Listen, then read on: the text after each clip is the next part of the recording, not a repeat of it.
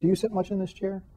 I travel 2/3 of the time, so the answer is no. Okay. And I walk around a fair amount as well. But we got Neville Isdell, who's been to 128 countries for Coke, to sit, for a moment. You never aspired to sit in this chair. I only aspired to do the job that I had at the time to the best of my ability.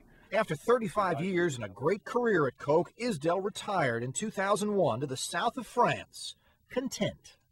I wrote a strategy for retirement. I said, what do I want to do with the rest of my life? And this wasn't it. And this wasn't it.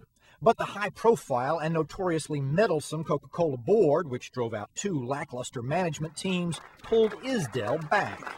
His job? Turn around a company with flat sales growth that had been eclipsed by competitor PepsiCo's diversification into fast food and snacks. Inside Coke, he was known as, jokingly referred to within the company as the Indiana Jones of Coke.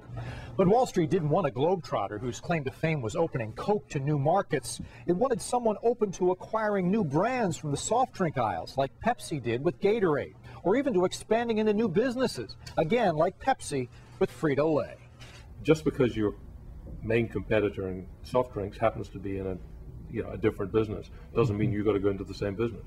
Then you'd better innovate in beverages. And for a company built on a single secret formula invented in an Atlanta drugstore by this pharmacist 120 years ago, innovation has been a challenge. Isdell is trying to change that. Coffee-flavored Coke Black and Invega, a carbonated green tea, are the latest new products. You talk about tough things. But there are many reminders of the past in Isdell's sprawling Atlanta office. Famous Norman Rockwell that I think we've all probably seen. It's full of priceless Coke artwork. That's the original. That's the original? That's the original. Oh, can we go look at that? But Isdell has just one photograph of his own on the wall. That's a gentleman who I happen to think is the greatest living human being, and that's Nelson Mandela. Born in Belfast, Isdell grew up in what is now Zambia in southern Africa. An anti-apartheid activist, he reveres Mandela for his refusal to hate despite years in prison. Today, at 62, Isdell has the same activist passion, laying a wreath at the tomb of a civil rights leader, donating millions of dollars of Coke real estate for a downtown Atlanta park, attending the National Urban League convention. We're proud to have you back in our home city of Atlanta. Isdell's commitment to philanthropy may run deeper because he's one of the few CEOs with a degree in social work. With what he's faced at Coke, that hasn't hurt.